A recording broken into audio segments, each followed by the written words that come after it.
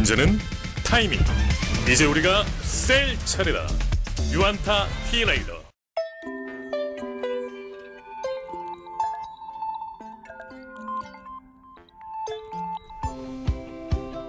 네, 안녕하십니까. 유안타 투데이 정인주 연구원입니다. 이번 시간에는 기술적 지표와 파생 지표를 중심으로 시장의 방향성을 가늠해보는 시간을 갖도록 하겠습니다. 먼저 이제 코스피 일봉 차트입니다. 시장 방향성 가늠이 참 어렵습니다. 일단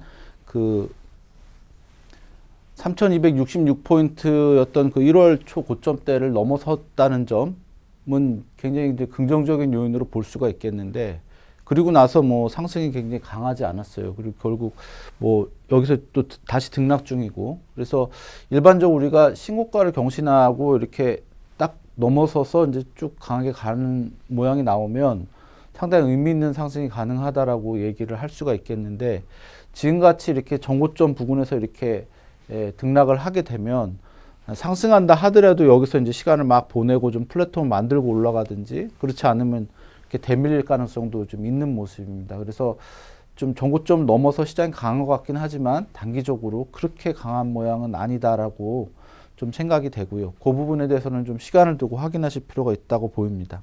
그 다음에 그 외국인 수급을 좀 보실 수가 있겠는데, 시장이 그래도 나쁘지는 않은 게 외국인들이 이렇게 강하게 사진 않지만 매도세가 중단되는 모습 보이면서 이제 주가는 이렇게 조금씩 올라가는 모습을 보였죠.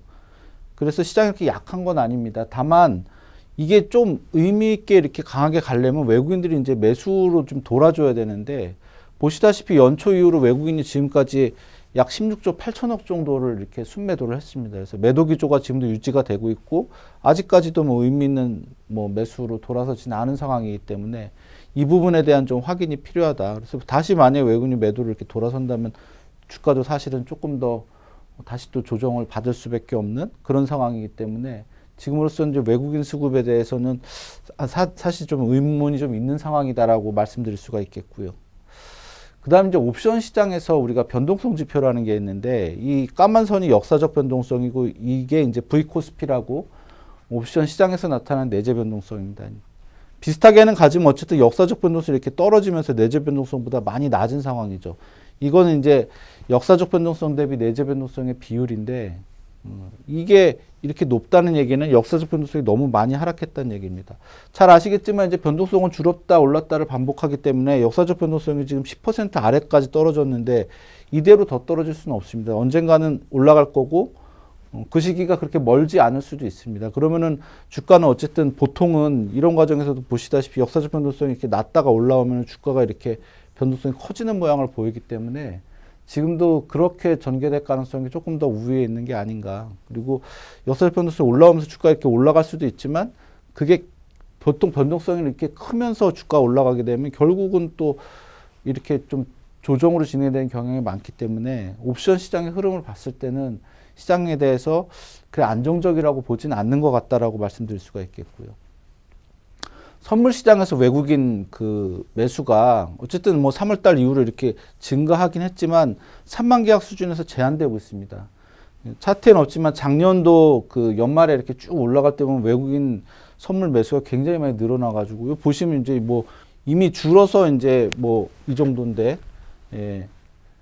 어쨌든 지금처럼 이렇게 외국인 매수가 이렇게 제한되고 있다는 얘기는 어쨌든 강한 상승으로 보지는 않는다는 얘기고요. 시장 베이시스죠. 이게 코스피 200 지수 대비 지수랑 선물 가격의 차이인데, 이게 6월 달에 중간 배당 이슈 때문에 좀 배당 베이시스 자체, 이론 베이시스 자체가 낮은 건 사실이지만, 지금 이게 1포인트 아래까지 지금 떨어졌던 건 상당히 과도한 겁니다. 이건 선물 시장의 심리를 나타내는 건데, 선물 시장의 심리도 상당히 조심스러운 상황이다라고 좀 말씀드릴 수가 있겠고요. 그 다음 우리가 이제 미국채 선물 가지고 인플레 우려에 대해서 계속 좀 보고 있는데, 지금 어쨌든 조정 중입니다. 쭉 조정 중이고, 그렇기는 하지만 121선 이평선에 거의 닿았고, 또 하락체는 하단선이기도 하다면, 여기서 이제 추가적인 하락보다는 좀 하방 효율성 다지면서 횡보를 이어가거나 좀 상승할 가능성이 있다는 얘기죠. 그 얘기는 인플레 우려가 다시 부각될 가능성이 있다는 얘기고요. 그게 시장에 이제 좋은 영향을 미치긴 좀 어려울 거라고 보입니다. 제가 지난번 동영상 때도 이 달러화 지수 말씀드렸었는데 그때 아마 여기 정도에 있었던 것 같아요. 전저점에서 지지를 받고 이미 상승을 해가지고 121선까지 이제 회복을 했기 때문에 바닥을 완전히 다진 모양입니다. 이게 작년 그 3월 달에 이후로 계속 이제 1년 내내 이제 하락해갖고 연초까지 이렇게 내려왔는데 그러면서 이제 글로벌 증시가 올랐죠. 근데 이제 그 흐름은 이제 중단될 가능성이 높다는 거고 달러 지수가 강세로 가는 건 주식시장에 좋은 신호는 아닌 것 같습니다.